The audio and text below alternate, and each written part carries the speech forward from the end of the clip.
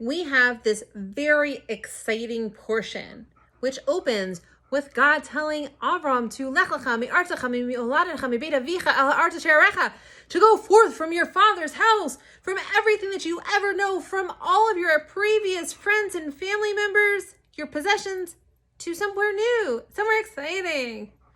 But did it happen exactly this way?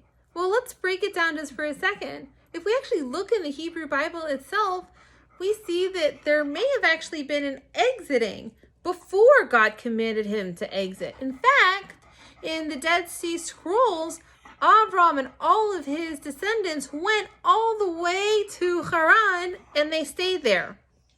Interestingly enough, they may have stayed for 5 years. They may have stayed for longer. The Dead Sea Scrolls have them there for 5 years though. But other commentary indicate that they were there for quite a more significant time. Well, it made me think, why?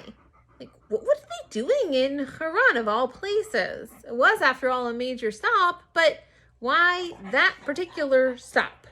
So let's think and break it down just for a second and think about all of the things that we do before we ever make a decision to actually do something. Psychologists tell us that we have this whole contemplative stage. And sometimes, for many of us, we say it over and over again, like, I'm going to diet tomorrow. My diet will count after I have the following many items to eat. Or I'm going to make a major change and get my finances back on track. I'll just call Glenn, my handy dandy financial advisor. But before I do that, I don't really ever do anything. I kind of sit in that contemplative phase. Oi! But that's not unheard of. After all, we are aware of many times where we want to make a decision, we want to do something, but we don't. So we can learn from not just modern psychology, but places like AA and other venues which really talk and address behavioral change.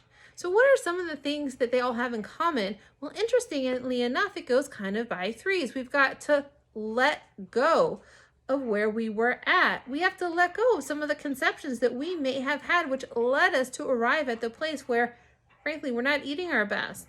We're spending too much money. We're doing things that, at one point, that behavioral pattern may have worked, but today, not so much. The other thing I want us to think about is it's not just a behavioral pattern that we need to let go of. I want to give you another example. This one comes from PBS. Well, comes from a documentary that I saw on PBS, to be frank. It's actually about Lewis and Clark, who decided that they were going to, after being invited by President Jefferson, go and find through the Missouri River all the way up the best water channel from the Pacific to the Americas, because they knew from science, they had this preconceived notion of how things were supposed to work. They knew that there was going to be a waterway. So they took canoes with them up the Missouri River. But what happens when you go up the Missouri River? You run into a bunch of what? If you're thinking mountains, the answer would be correct. The Rocky Mountains. You cannot take a canoe up the Rocky Mountains. It doesn't quite frankly work. So they had to let go. And they had to adjust as they went or engage in adaptive growth.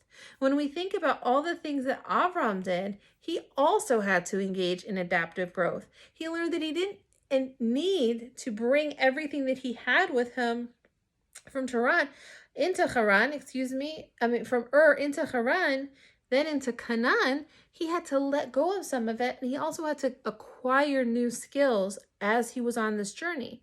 So assume that it took him 5 years or more to let go, which is why he chilled out in Haran. And after being there for some time and letting go of the old prior conceptions, he acquired new skills. He learned how to build things, how to, apply and build his caravans and maybe even his animals. And the best part is he probably even learned all sorts of ways of architecture. In fact, there's supposedly a mud gate at Tel Dan that he may have actually had some influence over building. I don't know. That's the story around there. The point is that while he was in Haran, he let go of what he came with from Ur and acquired new skills. Well, let's think of our lovely example of Lewis and Clark, or people who are on a path of change. When you know that what you used to use, the tools that helped you get to where you are, no longer work, you have to engage in adaptive growth. You have to learn new skills. You have to be as Lewis and Clark and recognize you might need to put the canoe down and turn it into something else. After all, your